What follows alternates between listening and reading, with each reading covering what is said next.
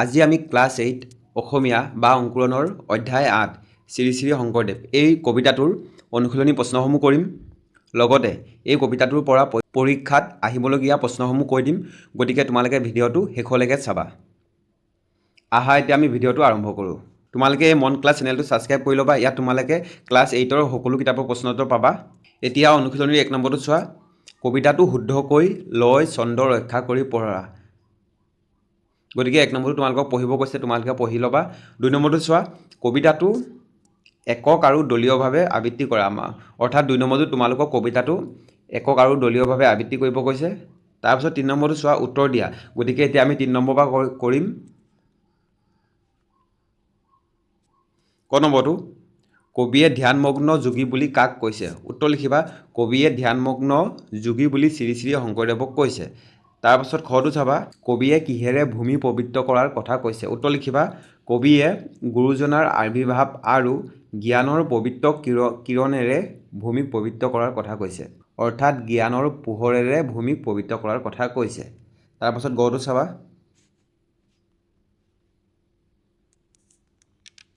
কবি কাণত কি বজোৱাৰ কথা কৈছে? উত্তৰ লিখিবা, কবি কাণত বীণা বজোৱাৰ কথা কৈছে। এই গ নম্বৰটো তোমালোকৰ ইম্পৰ্টেণ্ট হয়, এইটো চিন দি ল'বা কিতাপখনত, এইটো পৰীক্ষাত আহিব পাৰে। তাৰপিছত ঘৰটো চাবা, মৰতত কোনে কিহৰ বাতৰি আনি দিলে? উত্তৰ লিখিবা, মৰতত গুৰু শ্ৰী শ্ৰী শংকৰদেৱে স্বৰ্গৰ বাতৰি আনি দিলে। গতিকে মৰতত কোনে? গুৰু শ্ৰী শ্ৰী শংকৰদেৱে আৰু কিহৰ বাতৰি আনি দিলে? স্বৰ্গৰ বাতৰি আনি দিলে। তাৰপিছত চাবা ঙ নম্বৰটো, কবিতাটোত অসমৰ ঘৰে ঘৰে কি বাজি উঠাৰ কথা কোৱা হৈছে? এই প্ৰশ্নটো তোমালোকৰ পৰীক্ষাত সোধে। গতিকে এই ঙ নম্বৰটো চিন দি লোৱা কিতাপখনত। উত্তৰ, মধুৰ জংকাৰ অসমৰ ঘৰে ঘৰে বাজি উঠাৰ কথা কোৱা হৈছে। তাৰপিছত 4 নম্বৰটো চাবা, কবিতাটোৰ মূল কথাখিনি গদ্যৰে লিখা। উত্তৰ লিখিবা, অৰ্থাৎ তোমালোকৰ এই কবিতাটোৰ মূল কথাখিনি গদ্যৰে লিখিব কৈছে। উত্তৰ, মহাপুৰুষ শ্ৰী শ্ৰী শংকৰদেৱক কবিতাটোত ধ্যানমগ্ন যোগী বুলি আখ্যা দিয়া হৈছে। তেওঁ অসমৰ জাতীয় জীৱনক সাহিত্য, সংস্কৃতি, ধৰ্ম, সভ্যতাৰ এক গৌৰৱময় স্তৰত উপনীত কৰাইছে। তাৰপিছত লিখিবা, তেওঁ বিভিন্ন গ্ৰন্থ ৰচনা কৰি অসমক ভাষা দিলে, অসমৰ অস্তিত্ব ৰক্ষা কৰি জীৱন দান দিলে। তাৰপাছত অসমৰ বিশৃংখল সমাজ জীৱনক ৰীতি নীতি, ধৰ্ম, গীত, পথ, সাহিত্য, সংস্কৃতি আদি দান দিছিল বা দান কৰিছিল। তাৰপাছত শেষত লিখিবা, তেওঁ আছিল মহান জ্ঞানী, মহান ভক্ত, কৰ্মবীৰ আৰু অসমৰ ৰত্ন। গতিকে তোমালোকে এইটো ইয়ালৈকে লিখিলে 3 নম্বৰ কাৰণে হৈ যাব। তাৰপাছত এতিয়া 5 নম্বৰটো চাবা, এই কবিতাটোৰ শেষত কেইটামান গুৰুত্বপূৰ্ণ প্ৰশ্ন আছে পৰীক্ষাত আহিবলগীয়া, সেইকেইটা মই কৈ দিম ৰ'বা তোমালোকক। এতিয়া আমি 5 নম্বৰটো চাম।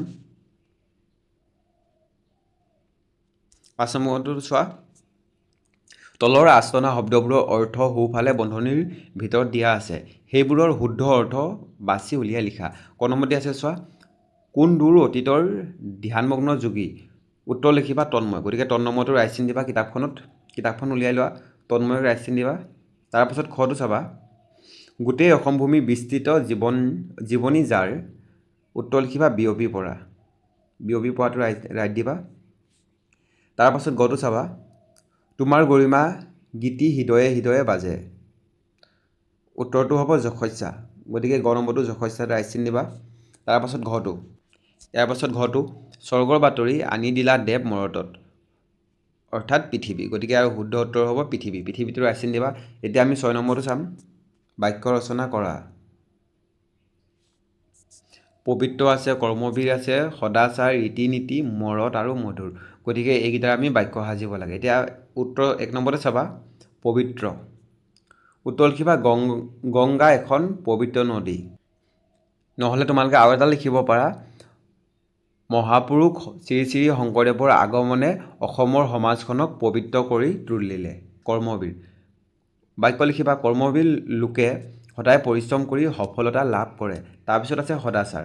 এতিয়া বাক্য, সদাচাৰ এজন মানুহৰ সৰ্বশ্ৰেষ্ঠ গুণ। ৰীতি নীতি। এতিয়া ৰীতি নীতিৰ বাক্য চাবা, আমি সমাজৰ ৰীতি নীতি মানি চলিব লাগে। তাৰপাছত আছে মৰত। এতিয়া মৰত বাক্য হ'ল, মৰত সকলো মানুহে সমান। তাৰপাছত মধুৰ। বাক্য লিখিবা, কুলি চৰাইৰ মাত মধুৰ। এতিয়া 7 নম্বৰটো চাম। 7 নম্বৰটোত আছে কবিতাটোৰ পৰা শব্দ আনি খালী ঠাই পূৰ কৰা। গতিকে মই ডাইৰেক্ট উত্তৰটো লিখি দিছোঁ, তোমালোকে কিতাপখনত খালী ঠাই লিখি ল'বা।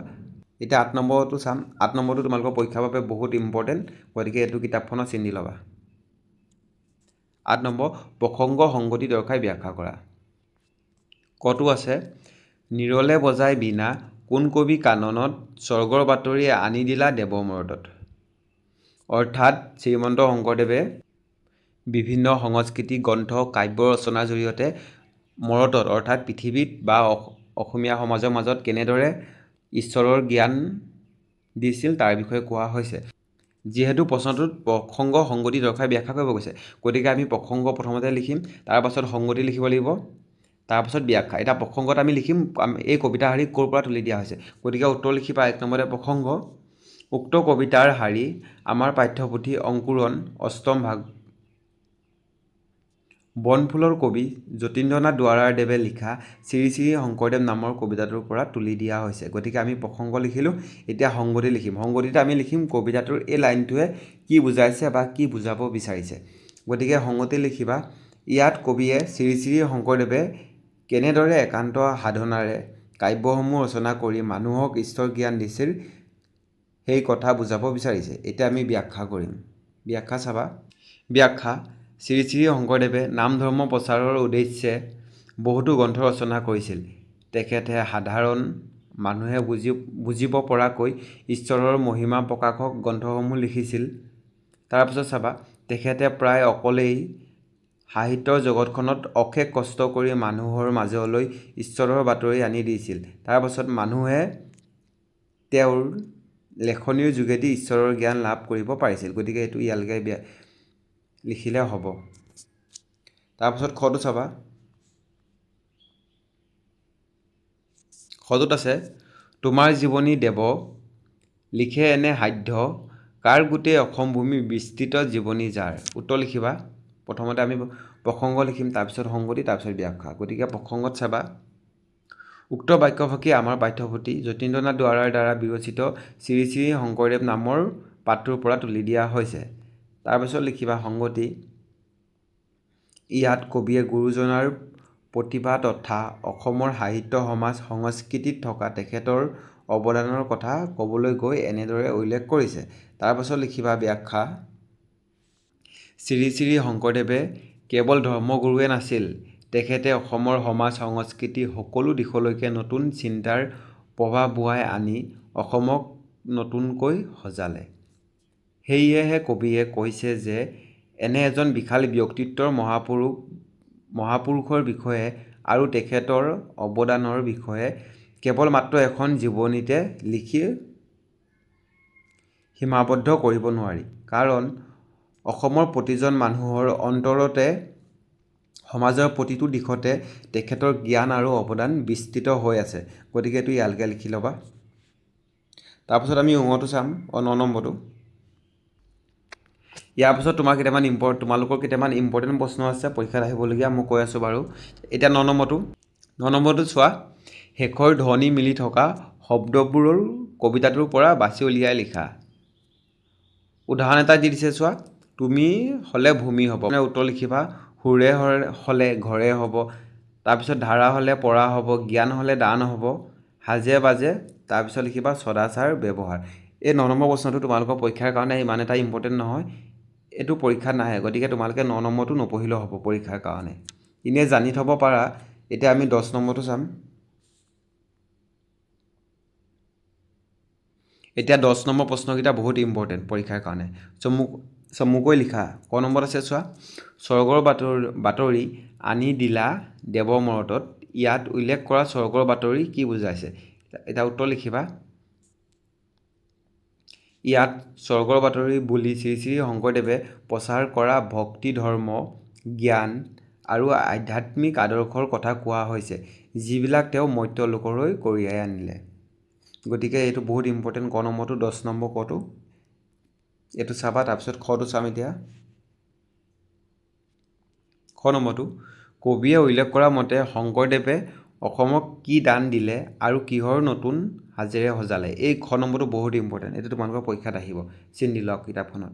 উত্তৰ কবিয়ে উল্লেখ কৰা মতে মহাপুৰুষ শংকৰদেৱে অসমক ভক্তি ধৰ্ম ভাষা সংস্কৃতি সাহিত্য ৰীতি নীতি আদিৰ দান দিলে। তাৰপিছত কৈছে চোৱা কিহৰ নতুন সাজেৰে কিহক,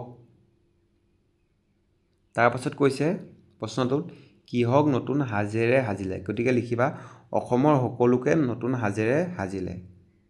আদিৰ দান দি মানে অসমক সকলোকে নতুন সাজেৰে সাজিলে। তাৰপাছত গটো চাবা ক'ত যতনেৰে দেৱ গাঁঠিলা এই মালাধাৰী, ইয়াত কোনে কি মালা গাঁঠাৰ কথা কৈছে বুজাই লিখা। উত্তৰ লিখিবা ইয়াত শংকৰদেৱে আধ্যাত্মিক মালা গাঁঠাৰ কথা কৈছে। গতিকে এইটো ইয়ালৈকে লিখিলে হৈ যাব। প্ৰশ্নত কৈছে ইয়াত কোনে অৰ্থাৎ ইয়াত শংকৰদেৱে কি মালা, লিখিবা আধ্যাত্মিক মালা কথা কৈছে। এতিয়া আমি ঘৰটো চাম। ঘৰ নম্বৰটো শংকৰদেৱে অসমীয়া সমাজৰ পৰা কি আঁতৰালে। উত্তৰ লিখিবা শংকৰদেৱে অসমীয়া সমাজৰ পৰা ক্ষুদ্ৰ স্বাৰ্থ ভিন ভাৱ বা ভেদভাৱ সৰু বৰ মানে সৰু ডাঙৰ দীঘল এই ভেদাভেদ বা এই ভাৱবোৰ এনেবোৰ ভাৱ আঁতৰালে। অৰ্থাৎ শংকৰদেৱে অসমীয়া সমাজৰ পৰা ক্ষুদ্ৰ স্বাৰ্থ অৰ্থাৎ স্বাৰ্থপৰ বা বিভিন্ন ধৰণৰ জাতিভেদ বৰ্ণভেদ এইবিলাক ভেদভাৱ আৰু সৰু ডাঙৰ এই ভেদভাৱবিলাক আঁতৰালে। তাৰপিছত আমি ব্যাকৰণ চাম। এতিয়া আছে ব্যাকৰণ। গতিকে ব্যাকৰণখিনি চাই ল'বা। মই ইম্পৰ্টেণ্টখিনি কৈ দিম ব্যাকৰণৰ। 11 নম্বৰটো চোৱা তলত দিয়া শব্দসমূহ সমাৰ্থক শব্দ পাঠৰ পৰা বাছি উলিয়াই লিখা। গতিকে তোমালোকৰ পৰীক্ষাত সমাৰ্থক শব্দ লিখিবলৈ আহে।